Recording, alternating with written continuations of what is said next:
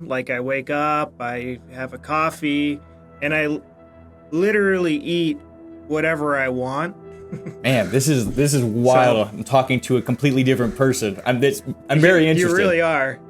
What's going to get somebody the most results is figuring out the conflict. You were like wrestling with that, and I was putting your colon in and out of overdrive, in and out of overdrive. Mm. And then finally you were like, you know what? This colitis is making it impossible. I'm just going to drop it and go back home and figure something out.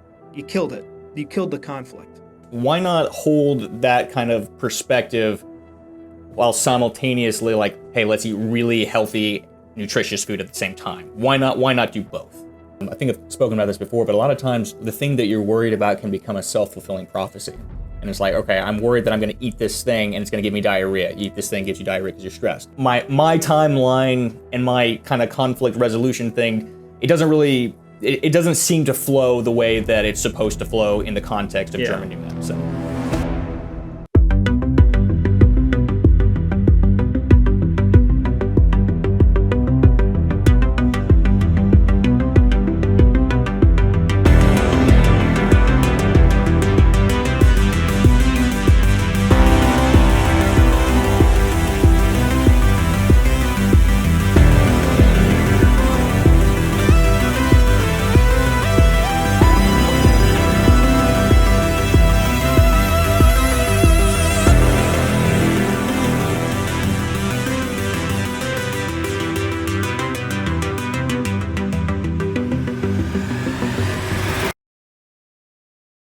Before we get started, I want to clarify something important.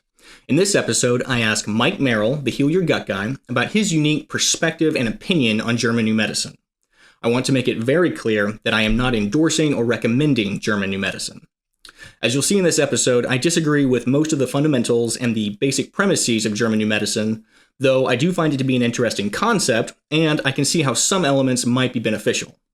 Mike is a friend, and I genuinely want to understand his side of things, and I want to understand why his approach to health has changed so much. So, thanks for watching, and I hope you find this conversation to be interesting. Alright, so everyone's gut health puzzle is unique, and sometimes you might need help trying to figure out what the next piece of the puzzle is. So if you're stuck, you don't know what your next step should be, or you don't know what changes you might need to make, and you want my personal feedback on your unique situation, I do offer 60-minute consultations. So what this will involve is we'll sit down over Zoom, I'll ask you about your story, about your circumstances, and then we'll brainstorm some nutrition and exercise changes that you might be able to make. Of course, you'll need to clear all those changes with your doctor before you make them. After the consultation, you'll receive a detailed follow-up email with the highlights of what we talked about and links to any recommended products. In addition to consultations, we also offer the Biome Optima course and the Biome Optima cookbook. So the Biome Optima course explains my understanding of the inflammatory cascade that leads to IBD and the steps that I took to essentially reverse engineer that process. In the course, you get access to a 5-week example routine and meal plan that is downloadable. You also get access to the Biome Optima Facebook group. So you get to interact with other people who have worked through the course as well. You also get a PDF copy of the Biome Optima cookbook, or if you'd like to buy the cookbook separately, you can buy it in PDF or hardcover format. Consultations, the course, and the cookbook are all available at teamhannes.com. All right, we are here with Mike Merrill, the Heal Your Gut guy. So if any of y'all have been following for a long time, you know that Mike's been doing this for years now at this point. Around the same time is when I think we started around the same time, 2016, 2018-ish. And Mike's gone through quite the transformation. He was very Weston A priced, nutrition focused for years. And then maybe 2 or 3 years ago, there was more of 2 or 3. There was more of a radical transition to German New Medicine. And a lot of people are curious about that. And we're going to get into that today for sure. Mike is a friend, and we're never met in person, but we've corresponded back and forth for years. And so we're excited to get into stuff today. Mike was diagnosed with a severe case of Crohn's disease, I think in childhood, and has struggled with that through most of his life before getting healthy. And so we're going to learn a lot today. Mike, thanks for coming on the show, man. It's good to talk to you. Cool. Thanks for having me on. I know things are about to get busy for you, so really appreciate it. Congratulations. Yeah, thank you. We are very excited.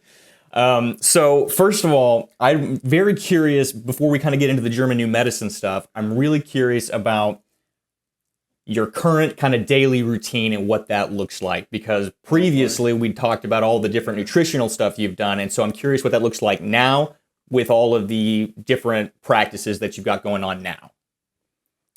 Yeah. I pretty much, I mean, I just have like my daily routine, kind of like any normal person. Like I wake up, I have a coffee, and literally eat whatever I want. You know, maybe I have a croissant with gluten, not gluten free. Like I really don't monitor my diet much. You know, if I had like iron will, I would, you know, go get Weston A price foods. Like I still know in the back of my mind like what foods are going to have the most nutrients. But, you know, as far as like managing, you know, Crohn's or colitis or anything like that, you know, kind of what I'm telling people today is live your life. And when you get symptoms, look like, instead of like blaming food might be part of it, but it's like you're looking for, I call them PTSD triggers that are linked to your gut. And they can be the most ridiculous things, like smelling something, hearing something hit the floor. It's kind of like how you see these movie characters and TVs and stuff where they start to have these panic attacks, and they almost make it look like the main character might be aware of it, but so it's that, but it's like linked to our gut. So Okay. it's like, so if I ever get symptoms, it's always like, I'm not like, I'm always like, all right. Oh, that reminds me of that time in childhood when my parents wouldn't let me have candy or something. Yeah. Or something like that. Or that reminds me of that one time my ex-girlfriend yelled at me because I left the toilet seat up or something. I don't know. Something like that. Like, seriously. All right. So you're doing coffee, you're doing croissants, you're doing everything. So like on a typical day. Pizza. Yeah. Really, so your day to day, your meals are really just anything. There's no kind of structure to it, overarching structure. I mean, the most important thing is to get 2,000 to 3,000 calories a day. Just to, you know, the body has enough energy to think correctly and function correctly. That's like really the only thing I shoot for. And then, you know, making sure I'm getting enough protein. But other than that, really, it's not, I'm not going to the farm. I'm not raw milk. I love raw milk, but like, it's such a pain in the butt. And you open it and it spoils. If you don't drink it that or the next day, it's not fun to drink. Man, this is wild. So, I'm talking to a completely different person. I'm very interested. You really are. So tell me about it. Tell me how you went from how you got to this point. What kind of catalyzed the shift, the change, and that whole process? I'm very curious. Yeah, I mean, there's still a huge part of my audience that like is still hung up on this, but like I like my goal is to help people heal as fast as possible with the least amount of effort. And you know, and I remember we're kind of big on definitions. I remember your definition of heal is to not be on drugs, and 80% of the time, 20% of the time, eat whatever you want. Something like that. I like the kind of the 80-20 rule. Yeah, 80% of the time I try to aim for gut stuff. That's like good stuff that's good for my gut. But So essentially, I couldn't. So I kind of had this thing like gut disease is just an injured gut because inflammation is the body's response to injury, and that's still true. That has not changed. We were just we just weren't aware of the biggest source of injury. So, you know, I was like working with people, and there was just some people who just wouldn't get better. They couldn't get any more nutrients. They couldn't make it any easier to digest. Like literally the only thing they could have done was like have somebody like baby bird it back to them. Like nobody's going to do that. I couldn't add any more probiotics to my protocol. I couldn't make the disinfecting any better. I had people living out on farms, so like you couldn't get rid of any more toxins or anything like that. And then this one person who kind of first told me about German New Medicine, they said that they ate absolutely nothing for like 2 or 3 weeks, you know, something like that. And they had all their nutrients like fed into them through an IV with stem cells, and he still had diarrhea the whole time while they were doing this. and somehow they stumbled upon German new medicine and, told me about it. And, I was like, oh, you're crazy at first. And then, I saw him. Yeah, because you're such a skeptic. You are naturally very skeptical. And so, and he had like 20 pounds on him. And I was like, what? And then I saw the brain CT scans and I was like, okay, I've never seen anything. It's such a out there. It's not out there, but it's like a concept where like we're just not even aware of. So, tell me about the brain CT scans. What was that all about? So German new med. Let's talk about like what German new medicine is, because it's kind of confusing. Yeah. Because at first you're like, is that a pill? Where do I get this pill? Yeah. So he wanted to call it the new medicine, which doesn't help. But in German, it's called, and I'm sorry, I'm pronouncing this wrong. German is Heilkunde, something like that. But the Heilkunde word, we don't have a word for it. But I guess the best word you could use is healing knowledge.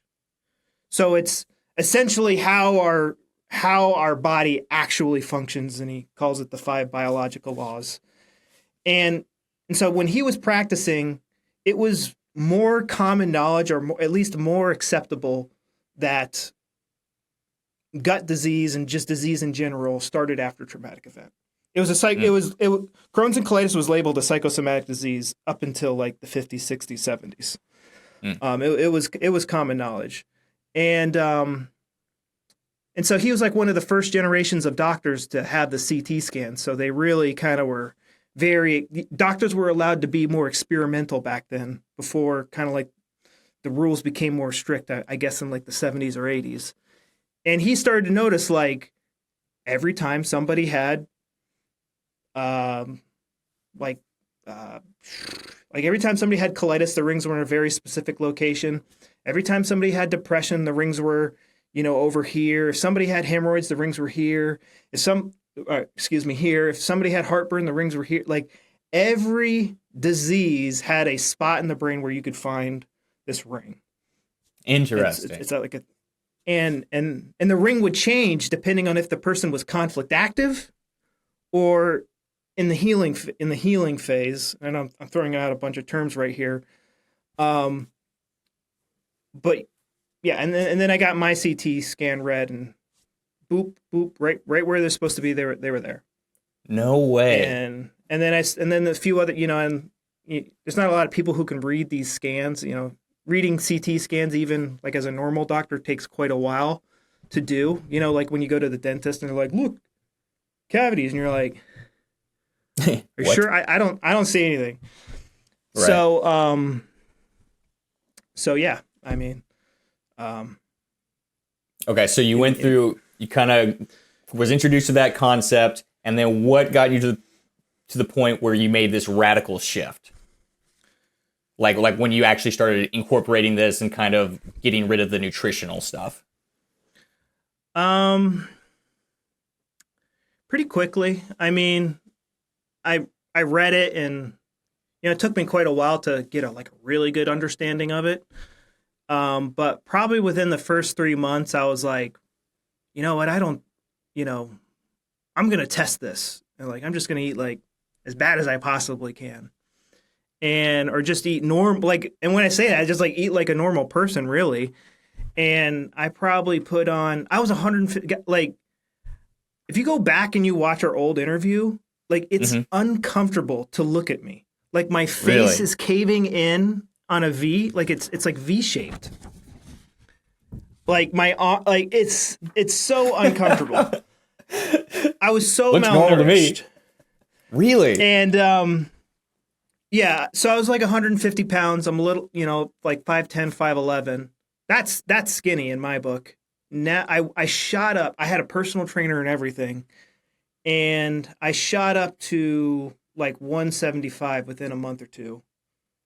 And a year out, I was 200 pounds, which is a normal weight. So I feel like a normal weight. Just point out something that might seem obvious or might get put in the comments. Okay. Would that huge increase in weight partially be explained by just a huge increase in calories from something like processed foods?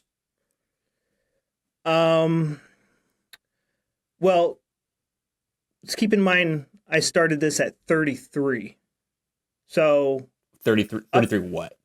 33 Age? years old. Yeah. Okay, right. So, up until I was 25, I was eating like a normal person. And I was always skinny. Sure. So, and yes, like I was actually digesting food because for the first time since I was 5 or something like that. So yeah, and then once I saw that, I was like, okay, and I just kept learning more and seeing it in day-to-day life. I was like, this is actually what our body is doing, and it's not just true for gut health, but it's true for all diseases. Yeah. Interesting. So I was talking to Dane Johnson on a podcast a couple weeks ago, and so something interesting that I really liked about what he kind of said about his approach to everything when he was getting healthy was he would kind of cherry pick from all the different things that were out there, right? So you got the GAPS diet, the SCD diet, and all these different things. And he even mentioned German New Medicine. And so the way that he kind of boiled, the way that he kind of boiled it down, and you can correct me if I'm wrong, was that basically there is the psychological experience that you have literally sends a chemical signal to your tissues, to your cells, and that can either be an inflammatory, a signal that increases inflammatory responses or an anti-inflammatory response. Is that the basic gist of the connection? No. All right, go ahead. Explain it to me. So this is one thing that the holistic community and the modern medicine community, not even regarding German New Medicine, need to get straight, and that is inflammation is the body's healing response. Why when I go to the gym and I get an inflammatory pump, that's good, but if it's somewhere else, it's bad. It just means that injury is coming back over and over and over and over again. Sure. So German New Medicine, what German New Medicine is saying, and again, this could change depending on what organ it is and what germally. Like I could get really nerdy about it, but I'm going to make it as simple as possible. Yeah. This is the way that I explain it. Every organ has a survival purpose. Like it just didn't put these things here for no reason. Every organ has a survival purpose. When we experience a traumatic event where, oh my God, we're going to die, it has like a split second to react to help us survive. And so it chooses an organ to put it into overdrive. And so example, let's say for me, that's a bunch of crap. Get this crap out. My boss gives me some project. Oh, this is crap. Get rid of this crap. Oh, all right. The colon's the perfect. This is all subconscious. The subconscious mind is responsible for 99.9% of the processes in our body. And so it subconsciously throws an organ into overdrive. And if someone's in conflict for years and years and years and years and years, it's constantly putting the gut in and out of overdrive, in and out of overdrive, in and out of overdrive, and it just gets beat up. Okay. And interesting. This makes more sense from a survival perspective when you look at like organisms under a microscope. It makes perfect sense when applied to organisms under a microscope, but then when you kind of get to walking animals, it's kind of like, that kind of hurts survival. So I'm curious. So you and I talked on Zoom, I think 2 years ago or so before I moved to Australia. We were just chatting on a Zoom call about this, and we were kind of going through it. And so this obviously piqued my interest, especially since there's such a radical change from your original positions to now. And so, I'm very curious. Wanted to kind of learn a little bit about it. And so now, one thing that I can't really kind of pin down, and we can discuss this and kind of figure this out. Yeah. See if there is a way it fits. So my very limited understanding, that is, my timeline doesn't seem to kind of really jive with this whole mechanism. Yeah. At least to my understanding. Yeah. So, for example, when I first started getting sick, I was probably the happiest I'd ever been in my life. And when I say happiest, I had the least responsibilities. I was in peak athletic prime. I was performing well in the sports that I cared about, particularly football. I just got accepted to got recruited by the football team that I wanted to play for. I was like on top of the world. You just graduated high school, very, very excited about life, felt really great. And that's when I was experiencing symptoms during that entire point. And then things kind of came to a head my freshman season of college football. Now, I can kind of see where there would have been stress at that point because I was competing for a new thing, but I'd already been experiencing symptoms for a long time. However, if that was an inciting or traumatic event, so to speak, what I can't really understand is when I finally got cut a year and a half later, cut from the team, crushed to the core, because that was kind of what I put my life effort and my entire identity into for the last 5 years. Yeah. And cut from the team, transferred to a school that I didn't really want to be at. Yeah. And then eventually I was in a long-term relationship, but the relationship had died really several months before this all kind of came to a head. We both knew it was just not a good relationship. However, I was loath to give up one last thing that kind of anchored me to this identity or this perception that I had of myself. And so it was kind of this culmination, this death of identity of who I thought I was going to be and who I thought I was. However, at that point, when I moved home, this is like my lowest point, tail tucked between my legs. I came home, not the conquering hero I wanted to be, but just defeated and could barely recognize myself, right? But it was during those 3 months that I actually saw between that point to November. So I came home in August, and in November I was healthy. And so I don't really understand, because that should have been the lowest point, right? That was the lowest point. Yeah. Yeah. So I kind of remember our conversation a while ago. I don't know if I made this up, but did you like fumble the football on like a perfect season or something like that? That was a state game. Yeah. It was in my high school. Yeah. In Thanks high for bringing school. that up. Yeah. So, and again, like we're pulling up memories from 10 years ago. Every time we access a memory, we make it up. We make stuff up. And how dare you? It's just what the brain does. It's, we're not like supercomputers. And it's all this subconscious thing. So there's like a lot of troubleshooting. Like even Dr. Hammer, it would take some time, depending on the situation to figure out what was really going on. And he had a ton of experience with the stuff. But the way that I'm seeing it, you had colitis, or was it just in the large intestine, or was there anything? Or it was just in the large intestine. But my most recent colonoscopy 2 years ago, the doctor was looking at my scans, and he actually was like, "This looks like Crohn's disease of the colon." So there's some disagreement about what it was, but it was confined to the colon, whatever it was. Okay. So the colon is most, like, when I think about like the biological purpose of the colon, it's like literally it doesn't really even do that much digestion anymore. It's to hold and to get rid of crap. Sure. So, and maybe that crap was mistakes concerning football.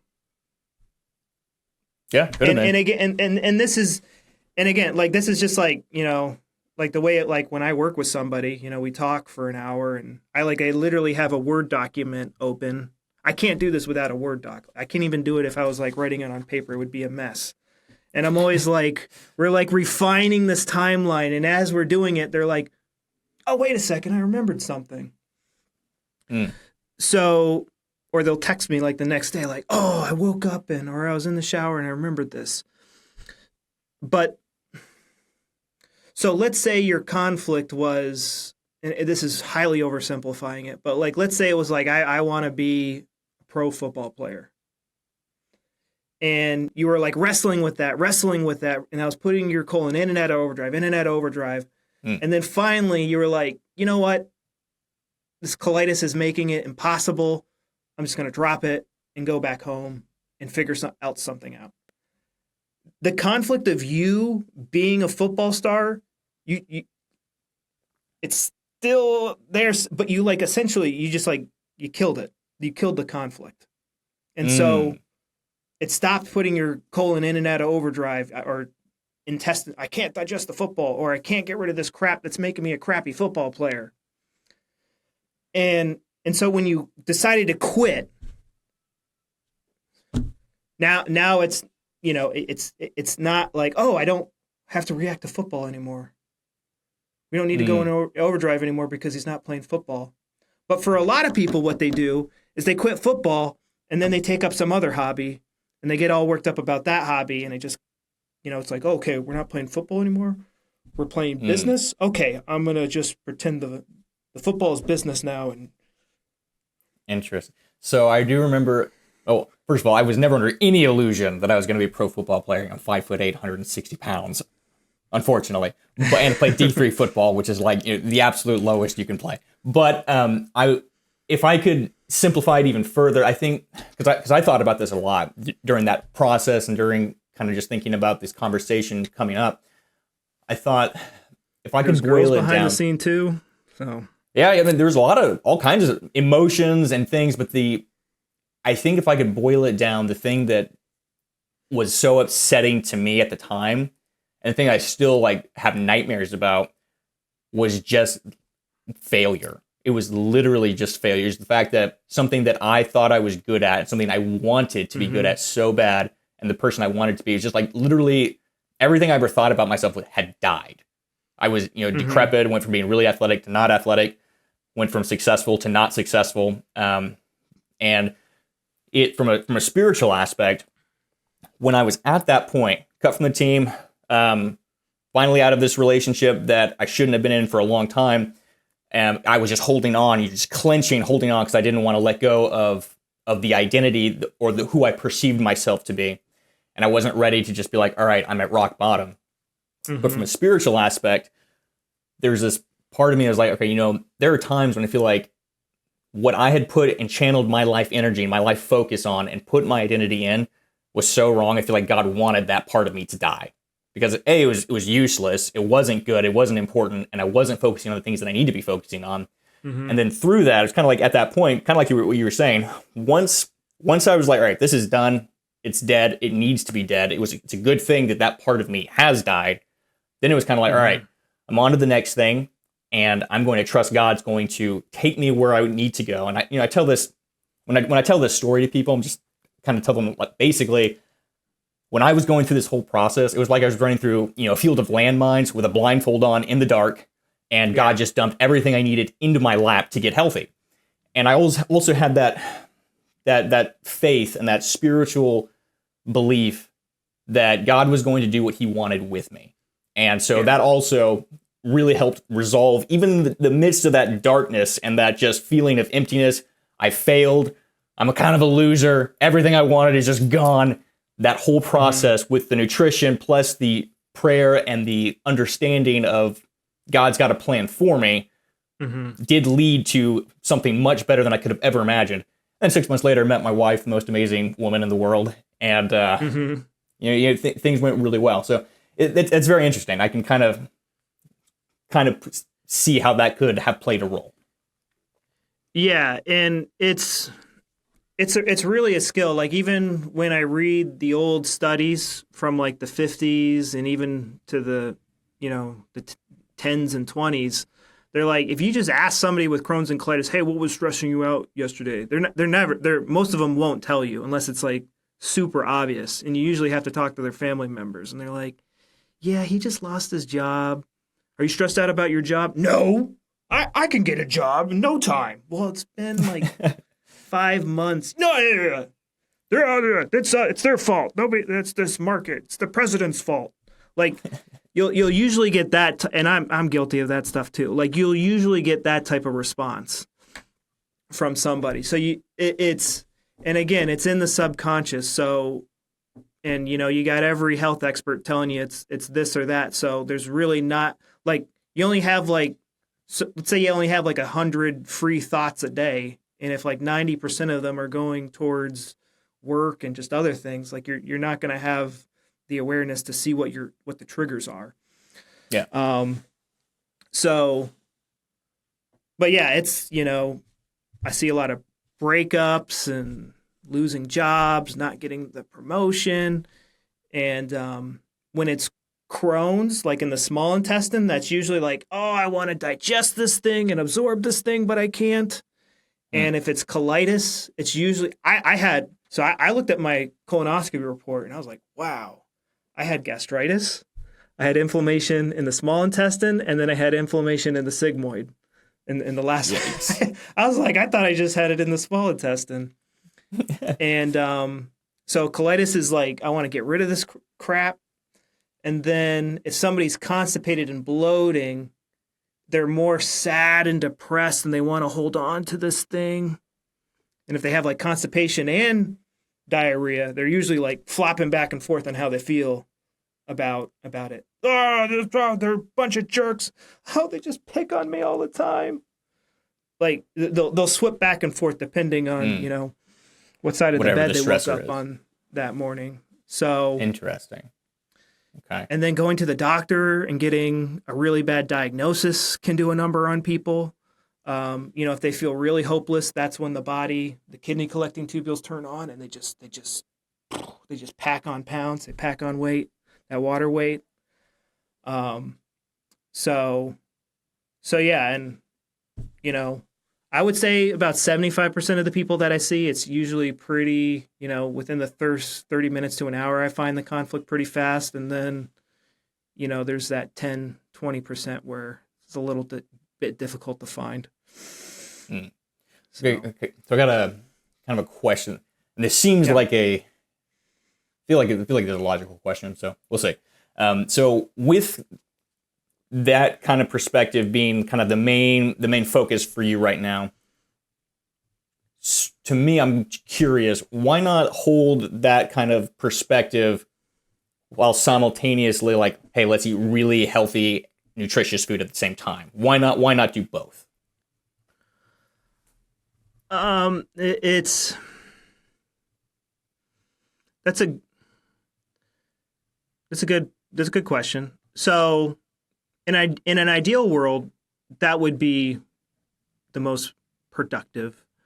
So why don't I have people focus on stress and go on like a perfect diet at the same time? So people their brain can only accept so much change in a day. You know, even if they're hyper focused on this stuff. What's going to get somebody the most results is figuring out the conflict. And if they're spending all their time trying to get good foods and go to this farm and go to that farm, they're not going to have enough brain power left over to really focus on what's important.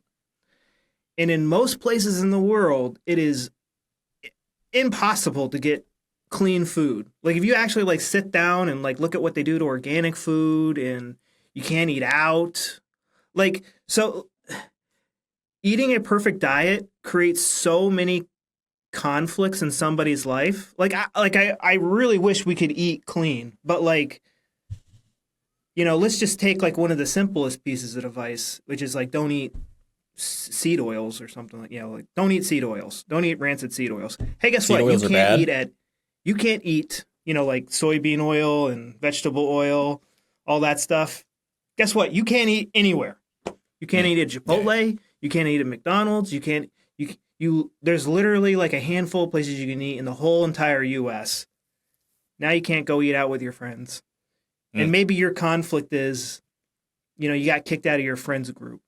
And now the food is just now your diet is making the conflict worse. Oh, you want to get a girlfriend? And, you know, like, let's say you can't digest girls, and so, like, your girl problems.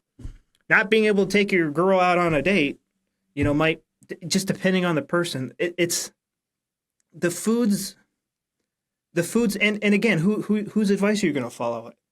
Vegan, one day it's veganism, the other day it's vegetarian, then now it's carnivore. You know, it just goes back and forth, like, it's... Yeah. It's overwhelming. Yeah, you follow Weston, it's... They need to be, what's going to get them the quickest results as fast as possible is focusing on that conflict. Okay. So follow-up question. That makes sense, or that logic makes sense to me. Yeah. Not wanting to overwhelm people. So another follow-up question is, so on a kind of I'm not sure what your current protocols are now with your clients or how that works, but I almost don't have them following any. I'm like, make sure you eat 2,000 calories. That's it. So what if, or why would you not have like a two-phase protocol where it's like, hey, let's figure out the conflict thing, figure out all this stuff's going on in your mind, and then teach you the nutritional aspect, and then do both? I could have somebody do a diet that almost gets fully digested and absorbed in the stomach, like some sort of like a liquid diet. Like I could, like, I have it in the back, but it's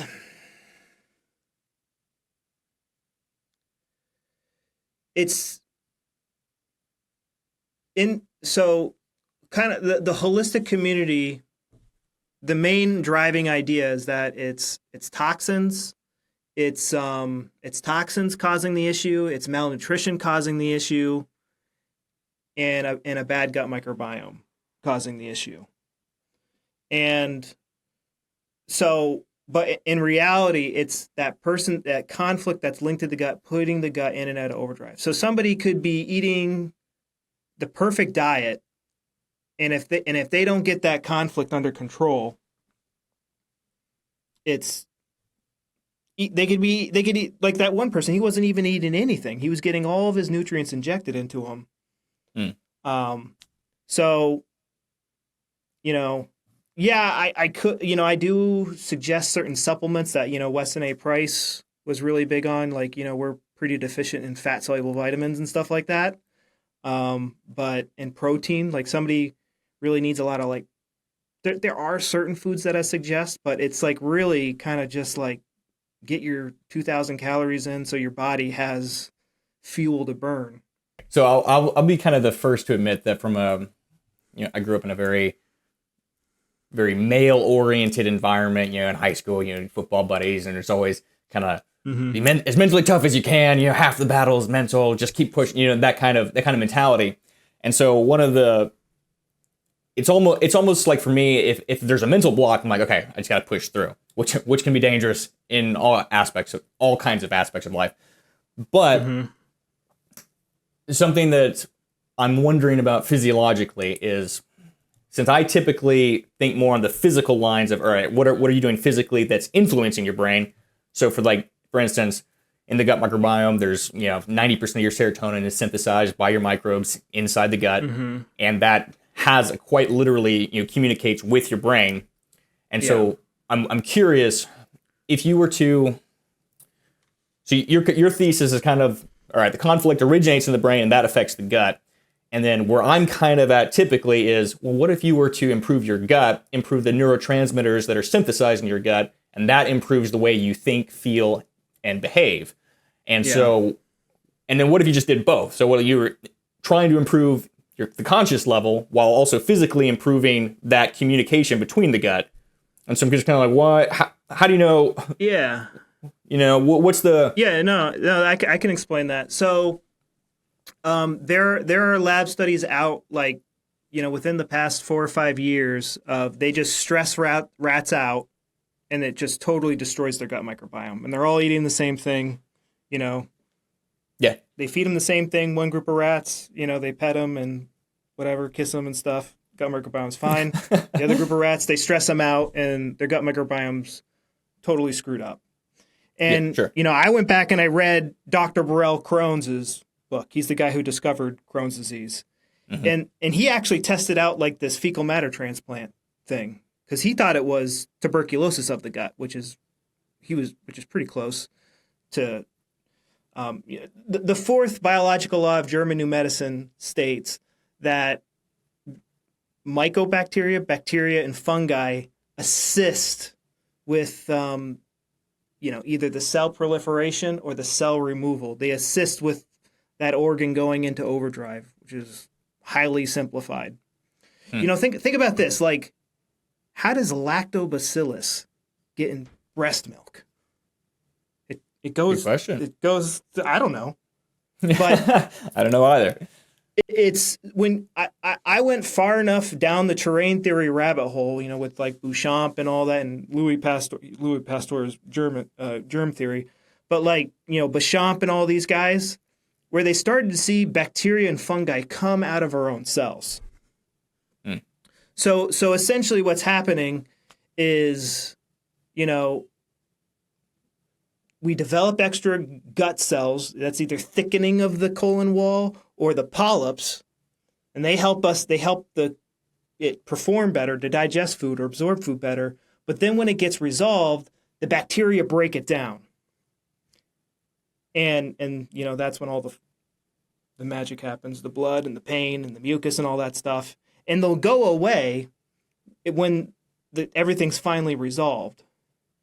So that's. That's how I explain the gut microbiome now, because, one thing to think about is, like if I'm craving something salty and you're just going to be like hangry until you eat something salty. That's our brain saying like, hey, that's our subconscious mind saying like, hey, you need salt. Hey, you need water. Hey, you need protein. And it improves our mood when we give the body what it needs to survive. But, they also did experiments where they would cut the vagus nerve on people to try to, I think they still do it today. I met one person the other day, and she had this thing connected, like a shock therapy device, like inside of her, attached to her vagus nerve that went from the brain to the gut to try to regulate that signal. But in reality, the brain is sending a signal to the gut to freak out. Something bad's happening, and it's the gut's job to help us through this thing. So the gut microbiome is and again, everyone's going to think I'm crazy for saying this, but there's actually a ton of science to back this up.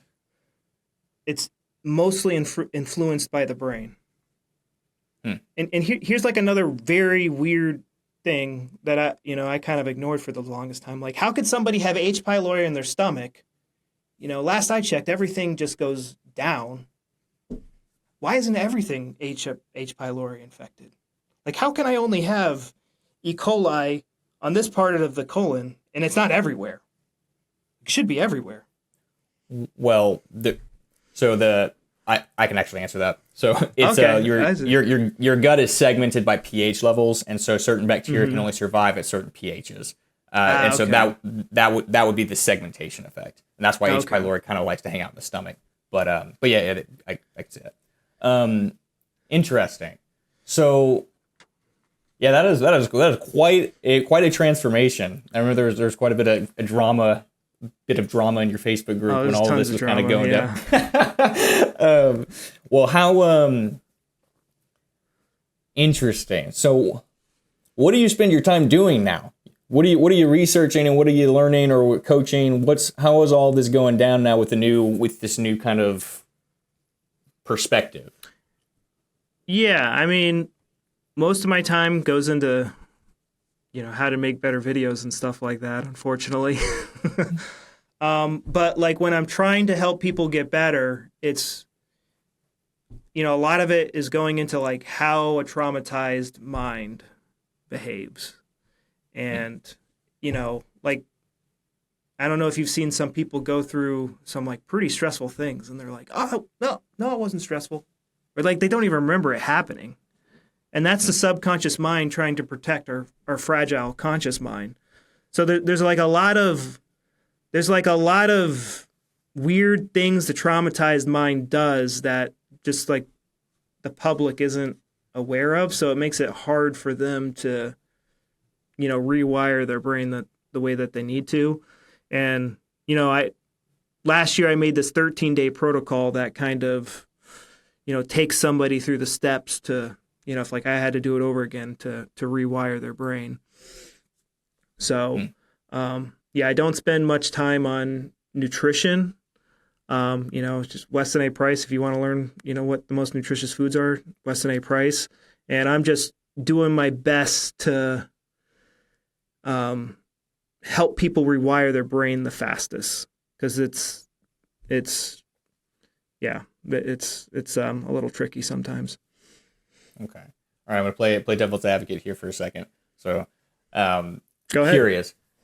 So, one thing that's interesting to me is when you're like constantly thinking about something, or like, all right, don't forget about this food, don't do this, don't do that. I think I've spoken about this before, but a lot of times the thing that you're worried about can become a self-fulfilling prophecy. And it's like, okay, I'm worried that I'm going to eat this thing and it's going to give me diarrhea. You eat this thing, gives you diarrhea because you're stressed. And sure, that makes sense. And so there's a couple holdups for me before I can. There's several holdups for the German New Medicine thing for me, which is one, my timeline and my kind of conflict resolution thing. It doesn't seem to flow the way that it's supposed to flow in the context of German New Medicine. And then the second is that if you're constantly focusing on something that you're afraid of, so like in the German New Medicine perspective, if you're constantly trying to control every emotion or think about what conflict that you're dealing with or need to whatever address, because that's always at the forefront of your brain, that's kind of going to cause you to be anxious about that itself anyways, right? Or at least it would seem like that to me. And so for at least for me, in my experience, when I was really anxious, which I was a lot of the time going through all this, especially when I would eat something, especially if I would eat something new, what I found was that on a daily basis, when I woke up, I was not anxious when I was actually doing things to improve my health, like physically. So like, I say a lot, one of my favorite quotes is, the antidote to anxiety is action. And so when I was taking physical action, when I was going to work out, when I was eating the right foods for my gut microbiome, I started feeling better. My mood felt better. And so I'm not discounting that your brain affects your gut at all, because I 100% agree that it does. And I probably don't place enough of an emphasis on that. But what I'm it seems like you're up here in the head part and I'm down here in the gut part. And I'm wondering if there's more of like they both affect each other clearly. And so I'm wondering why would we not want to address both? Like if you're having something that's stressing you out all the time, you would want to address it. That absolutely makes sense. But if you have something going on physically, you've got a wound, like you were saying earlier in the podcast, which was you have intestinal injury, you're still injured and still inflamed and is burning and hurting. So why would you not want to address both? Like that's the part that really kind of doesn't really connect in my brain. Well, all right. So where do I go from here? There was like three things I wanted to talk about from what you just said. Sorry, I rambled. No, it's good. It's good. So one of the first things I like to do so that like people are on the same page is define like what an emotion is. And when I did that, I was like going through psychology dictionaries and they're like, emotion, angry or happy that you consciously pick to feel. I'm like, that's what? That's not a definition. That's horrible. What? And so I kind of, played around with the definition and, I actually found some good ones when an emotion is our response to a stimulus. Yeah. Oh, whether it increases or decreases our survival. Maybe in school somebody wrote kick me on my back and now I hate blue pens. Or maybe with my blue pen, I wrote MC equals M2 squared or whatever and I got an A+. I love pens. So an emotion isn't a bad or a good. They're actually good things because you can't process. It's your subconscious mind saying like, oh, that's a good thing. So feel happy and go towards it. Oh, that's a bad thing. Run away from it. Yeah. And, and you got today, we're taught that you need to be afraid of your own emotions. And when people hear that Crohn's is caused by indigestible anger, usually the first thing that they're trying to do is to just never feel angry anymore and go like full like Shaolin monk mode and I can't feel anything. And that's not there's the emotions, the negative emotions are coming from the conflict. You might be going through a breakup, you might have family issues. Like you've had family issues your whole life. But you didn't have gut issues. And then you went through a breakup, and that's when the gut issues started. it's not about like fixing all the stress in your life to get better. It probably has something to do with the breakup, because that's exactly when the symptoms started. Mm. So I have a computer science background, so like I'm like really good at like finding, oh, it broke on this page. Okay, we got to go look over there. It's like it's like a very like detective process. Mm-hmm. So you know, it like you can make the diet like essentially like what I'm like why I put so much emphasis on on helping people understand these concepts about the brain, because if you do 100% best diet and all those supplements and stuff, and that conflict is just going crazy, it's all for nothing. Like and I've seen it many times, and yeah, so I think that answers about half of what you said, but I kind of sound like a little bit of a broken record. Well, interesting. It's good to kind of explore. Here's another good example that I just remembered. So I think this book, it's called The Human Colon, and it was written by a bunch of doctors. I think it was written in the 70s. And they had these guys, their intestines were hanging out of them. They were in such bad shape. And so what they would do is they would sit them down and they would do an interview, and they would measure the movement of their gut, like their intestinal muscles. Somebody who's constipated, they don't move. Somebody who's normal, somebody who has diarrhea. And they would also measure how red the tissue was.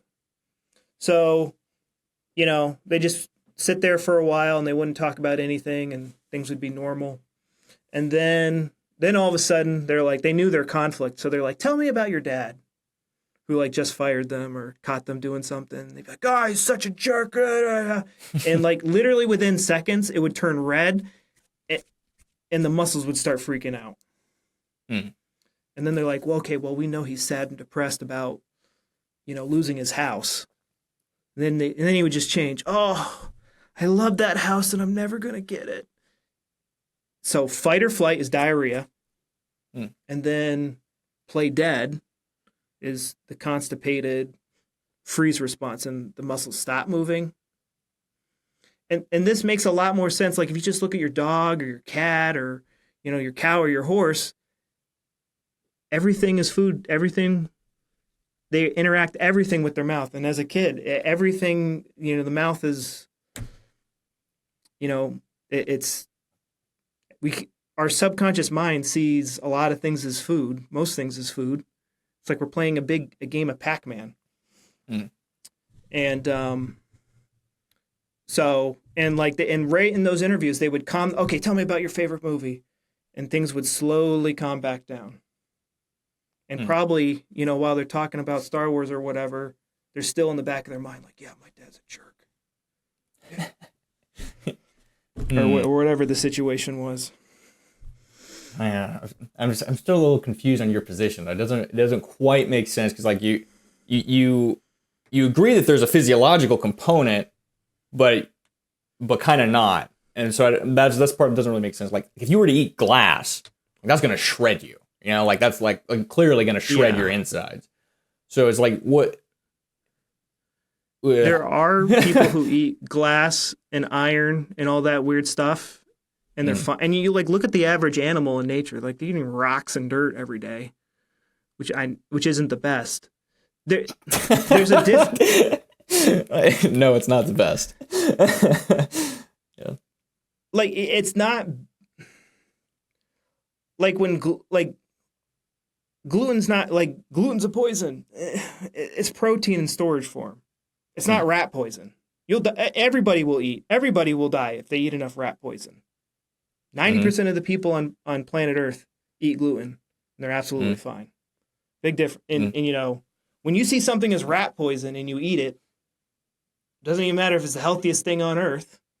The brain's wired the right way. The subconscious is wired the right way. It's going to be like, we got to get this out of us. Well, from a physiological perspective, wouldn't gluten mostly be to a physiological damaged gut? And so if you were to repair that, that would decrease your sensitivity to it, right? So like there's got to be some physiological component to this. There are foods that are harder to digest on paper. Let's use a Texas example. So, yes. if you get a steak anywhere in Europe, it's going to be cooked into a hockey puck. They don't know how to, unless they're French, they don't know how to cook steaks here. You go to Texas, it freaking melts in your mouth because they know what they're doing. That's right. What do you think is chemically easier to, like, they even talk about it. They're so, like, it's just such a part of your guys' culture. Yeah. I'm just talking about it right now, and I'm salivating. I can't even talk. My tongue is swelling. Yeah, that's right. When you work with people where, they did that fast for 3 weeks, they didn't eat anything, and they were still having diarrhea, it's because the brain was still like, oh my God, this person's giving me crap. Diarrhea. Even though there's nothing. The muscles are still trying to get everything out, even though there's nothing in there. Because it just sees this crap everywhere. So, he probably would get better a little bit faster if he obsessed about, if he, got the diet down like really, really well. But I really want that spare brain power going towards figuring out the conflict. Okay. All right. So 2 follow-up questions or switching gears a little bit, actually. So if you could go back and start over, what would you change about your healing process at the beginning? I would have it. I'd have it all go towards, I have like a 3-step process, or 4-step process. First is just understanding, our health from a German new medicine perspective, in understanding how it traumatized I would pretty much all come at it from, this mental conflict point of view, and then have food. When I talk about food now, I share Weston A price and all that stuff and all that nutrition, but like a lot of what of the food stuff I go over is I'm really trying to make somebody feel better about gluten or about dairy. I go over like the history of gluten intolerance, which is invented by an Italian doctor. It's crazy. So when I talk about food, I'm trying to help them release the fear over food, because usually it's like, oh, I ate bread, and then that's the first time I saw blood in the toilet. So I do it all from the stress, what I've been talking about the whole podcast. Okay. And so finding the conflict is probably the first step, and then the PTSD triggers. Okay. And sometimes it's a little of both. So for someone just starting out, who's new to all this, what are some good resources, or where can they find you? So I have a website, healyourgutguy.com. I have a webinar that kind of summarizes what I did, and I show like kind of the science behind what I've been saying today. But I have a TikTok and YouTube and Instagram and all that stuff where, I make videos daily and share this stuff. But to learn more about German new medicine, it came from German, so it's only been in English since like 2010. So it's still kind of in its infancy. I get most of my information from learninggnm.com. That's a good place to start. Cool. Awesome. All right. Well, thank you very much. It was good to understand and kind of learn how that whole thing just evolved and developed, and where you started and where you're at now. And all right. Well, I hope that helped somebody, and we will talk later. Awesome.